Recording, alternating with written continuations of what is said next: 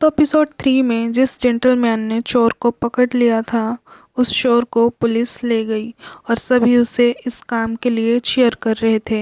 आजिन भी उसे देखकर स्माइल कर रही थी जैसे उसे कुछ मिल गया हो। फिर जुन से इंटरनेट पे चेक करता है तो वो एक रिटायर बेसबॉल प्लेयर थे और उनका नाम चोई जुंग हो है और अभी वो एक कैफ़े के ओनर है। आजिन उनसे कैफ़े में काम करने के लिए बात कर रही थी।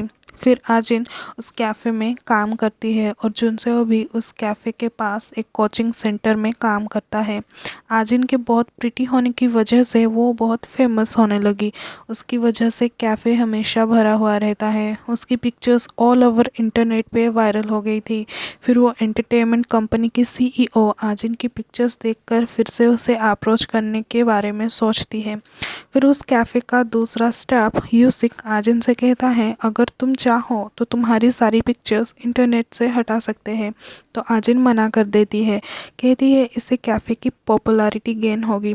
तो वो देखती है कैफ़े का ओनर हमेशा कुछ देख रहा होता है। वो यूसिक से पूछती है तो वो कहता है वो अपने टाइम पे एक लेजेंड बेसबॉल प्लेयर हुआ करते थे। उनके बस एक ही हिट से बॉल बाउंड्री के बाहर गिरती थी, पर उनके अपने दोस्त ने ही उन्हें खेलते वक्त धोखा दे दिया जिसकी वजह से उनकी रिस्ट डैमेज हो गई। फिर भी वो उस इंसान को दोस्त बुलाते हैं और उसके लिए चीयर भी करते हैं। बेका जिन जान गई कि ये एक बहुत अच्छा इंसान है, लोगों की दिल से मदद करता है। फिर वहाँ एक आदमी आता है और चोई जुंगो से मिलता है तो बेका जिन पूछती है वो कौन है। यूसिक कहता है वो पीबी एजेंसी के सीईओ है। बॉस उस एजेंसी से कॉन्ट्रैक्ट साइन करने वाले हैं। वो कह रहे थे कि वो कम बैक करेंगे। फिर उसी इवनिंग में चोई जुंगो के पास किसी का कॉल आता है जो आजिन के बारे में पूछता है, उसका एड्रेस पूछता है। तो चोई जुंगो कहता है किसी को पर्सनल इन्फॉर्मेशन नहीं दे सकते। तो वो कॉल कट कर देता है। फिर वो आजिन को कहता है तुम्हें अब घर जाना चाहिए, रात बहुत हो गई है। फिर वही स्टोकर कैफ़े में घुस आता है और आजिन के बारे में पूछ रहा होता है। तो यूसिक कहता है अभी कैफ़े क्लोज हो चुका है, आप कल दिन में आ सकते हैं और उसे बाहर निकाल देता है। फिर लौटते वक्त आजिन जुनसे उसे कहती है कैफ़े का ओनर बहुत अच्छा इंसान है, पर उस अच्छे इंसान का मेरे लाइफ में क्या रोल है। तो जुनसेओ कहता है शायद वो एक गार्डियन एंजल हो जो मदद करने आया हो। अगले सीन में जुनसेओ अपने डैड के डेथ एनिवर्सरी पर गया था जहां उसके ग्रैंडफादर भी थे। वो उसे पूछते हैं सुना है तुम शिफ्ट हो गए हो, मैं तुम्हें इसीलिए पैसे देता हूँ क्योंकि तुम्हारी मॉम से नहीं बनती और ये राइटिंग से घर नहीं चल, क्या तुमने कभी एक चींटी भी मारा है। तो जुनसे कहता है जिस चीज़ को बना नहीं सकते उसे मानने का हक भी हमें नहीं है। तो उसके ग्रैंडफादर कहते हैं बिल्कुल अपने डैड पे गया है। फिर अगले सीन में बेखा जिन बस से निकलती है, उसके पीछे वही स्टॉकर भी निकलता है।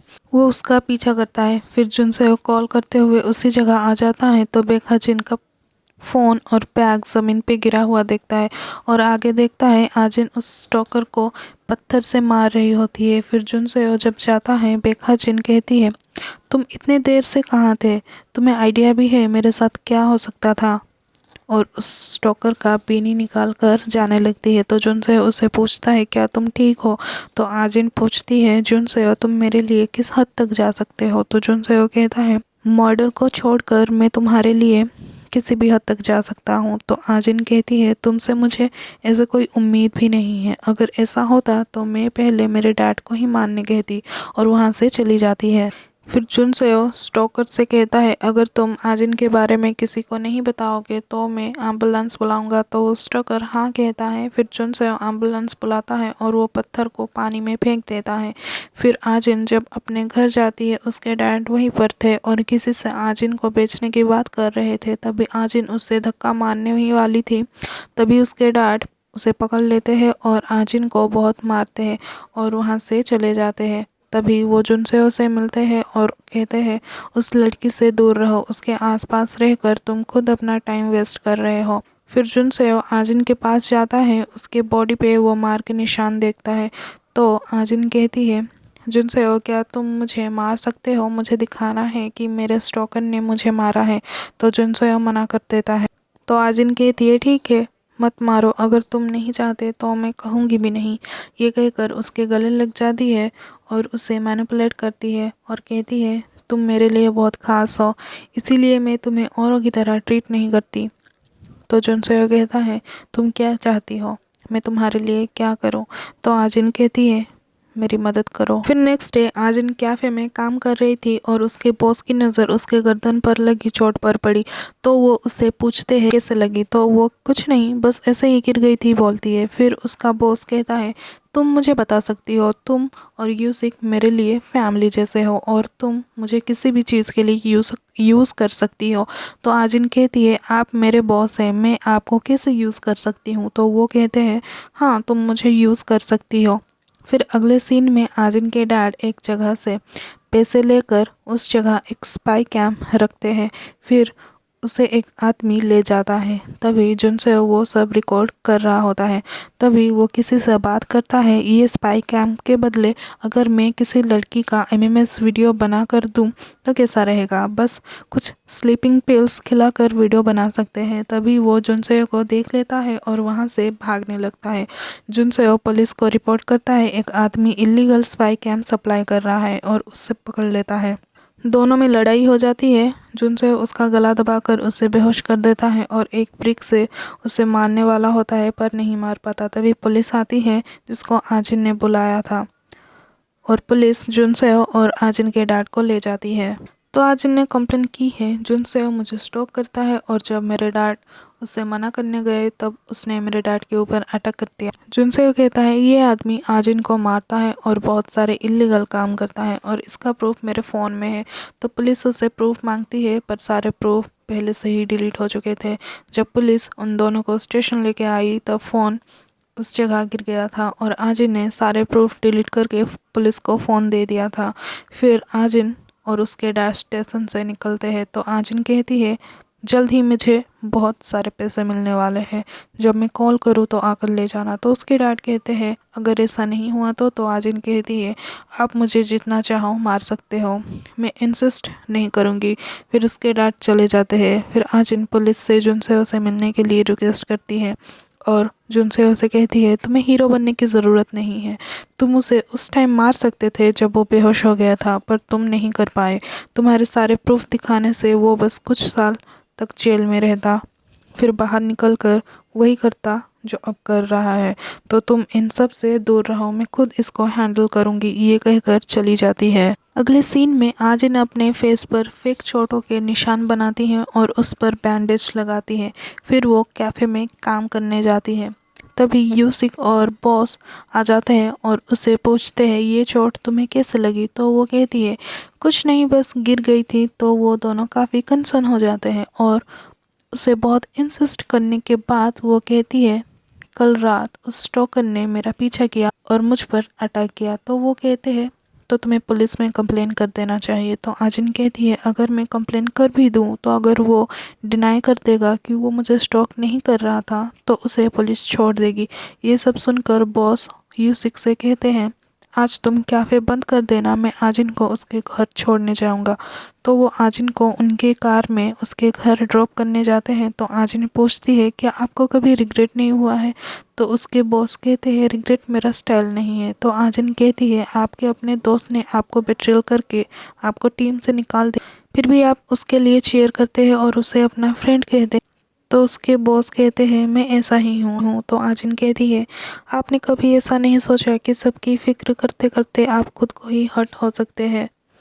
तो वो कहते हैं मैं वही करता हूँ जो मेरा दिमाग कहता है, अगर ऐसा करता हुए मैं कभी हर्ट भी हो जाऊँ वो मेरी चॉइस होगी। तो आजिन कहती है मैं चाहती हूँ आप हमेशा ऐसे ही रहें, आप सच में एक बहुत अच्छे इंसान हैं। तो चोई जुंगो ये सब सुनकर स्माइल करता है। आजिन मन ही मन कहती है वैसा ही इंसान है जैसा मुझे अपने फ़ायदे के लिए चाहिए था। फिर वो आजिन के घर आते हैं तो उसके बॉस कहते हैं तुम्हारा यहाँ रहना सेफ़ नहीं है, मैं शॉप के पास तुम्हारे लिए एक स्टूडियो अपार्टमेंट अरेंज कर दूँगा, प्राइस हाई हो सकता है पर तुम्हारी सिक्योरिटी ज़्यादा ज़रूरी है। तो आजिन कहती है मैं सोच कर बताऊँगी और अपने बॉस को बाय कहती है। तभी उसके घर के सामने एक बॉक्स होता है जिसके अंदर एक मरा हुआ चूहा होता है, जिसको देखकर आजिन डर जाती है और चोई जुंगो उसके पास आता और देखता है बॉक्स के अंदर एक पेपर पे यू आर नेक्स्ट लिखा होता है। तभी वही स्टोकर वहाँ से निकलता है और भागने लगता है। तो चोई जुंग हो आजिन को घर के अंदर जाने को बोलता है और स्टोकर का पीछा करता है। वो स्टोकर भाग जाता है और चोई जुंग हो ऊपर आ जाता है और आजिन को कहता है तुम रूम के अंदर क्यों नहीं गई। तो आजिन कहती है जब आप बाहर है तो मैं अंदर कैसे जा सकती हूँ, और रात बहुत हो चुकी है, अब आपको घर जाना चाहिए। तो चोई जुंगो कहता है अब ये जगह तुम्हारे लिए सेफ़ नहीं है, आज रात के लिए मैं तुम्हें कहीं सेफ़ प्लेस पर ले जाता हूँ। तो बेखाजिन कहती है इसकी कोई ज़रूरत नहीं है, मैंने एक फ्रेंड को बुला लिया है, आप मेरे लिए चिंता मत करिए और आप अपने घर चले जाइए, मैं भी जा रही हूँ। तो वो अपने घर चली जाती है और चोई जुंगो जाने वाला होता है पर अपने सॉकर बैट आजिन के घर के बाहर छोड़ कर जाता है और आजिन को मैसेज कर देता है। अगले सीन में यूसिक अपने दोस्तों के साथ घूम रहा था, तभी वो आजिन को कन्वीनियंस स्टोर में देखता है और उस स्टोकर को भी देखता है पर उसे कुछ समझ नहीं आता। फिर नेक्स्ट मॉर्निंग आजिन अपने घर का सारा सामान तोड़ फोड़ करती है और अपने डैड को मैसेज करती है मैं तुम्हारा सारा पैसा दे दूंगी, तो आज रात 8 बजे मेरे घर आ जाना। फिर कैफ़े जाती है तो उसे यूसिक कहता है तुम्हारा कोई वेट कर रहा है। तो उस एंटरटेनमेंट कंपनी की सीईओ उसका वेट कर रही थी और उससे पूछती है क्या तुम सच में एक ट्राई देना नहीं चाहती। तो आजिन कहती है मैं ही क्यों, बाहर बहुत सारे लोग हैं जो एक्टर बनने के लिए तरस रहे हैं। तो सीईओ कहती है तुम उस चीज़ के साथ पैदा हुई हो जो उनके पास नहीं है। तो आजिन कहती है मैं इसके बारे में सोचती हूँ पर अभी सही टाइम नहीं है, मुझे पहले कुछ और भी करना है। तो सीईओ कहती है कौन सा काम। तो आजिन कहती है फैमिली मैटर है।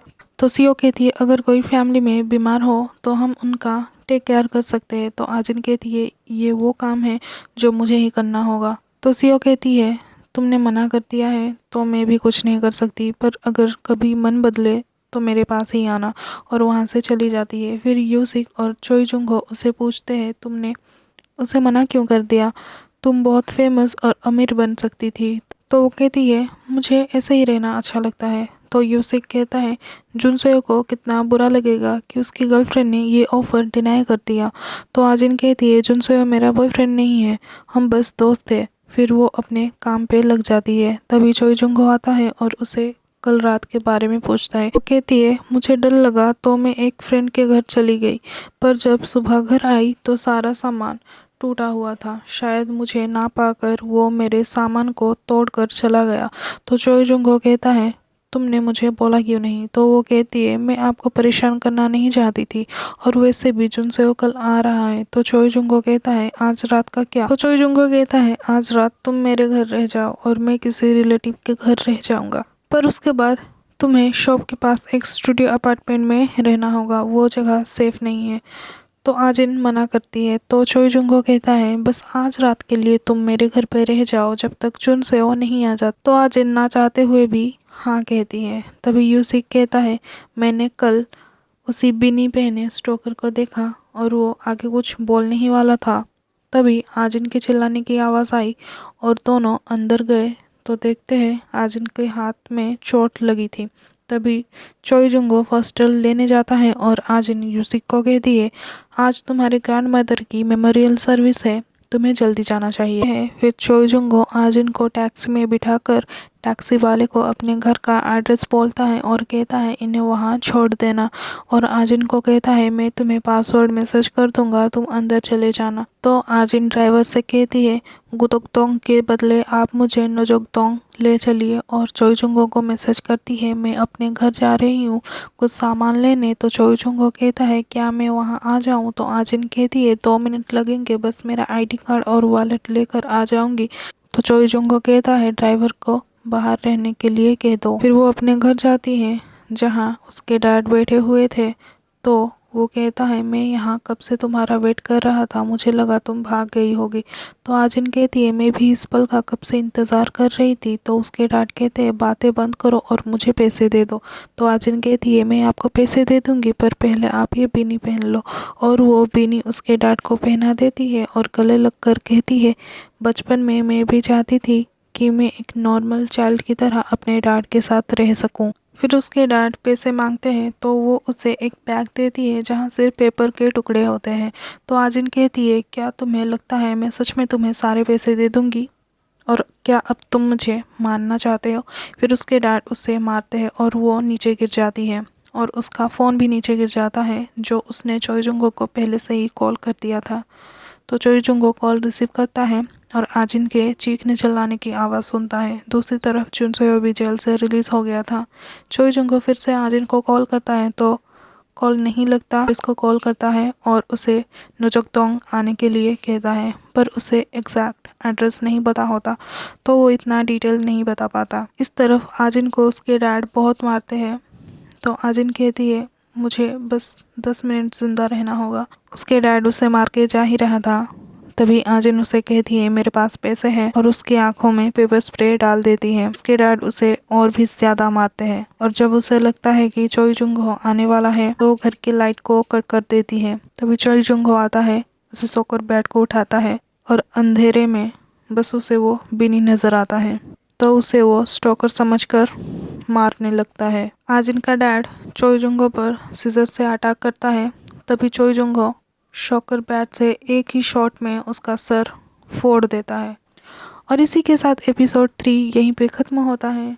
अब आगे चलकर वो कितने लोगों को सैक्रिफाइस देगी जानेंगे हम आने वाले एपिसोड में।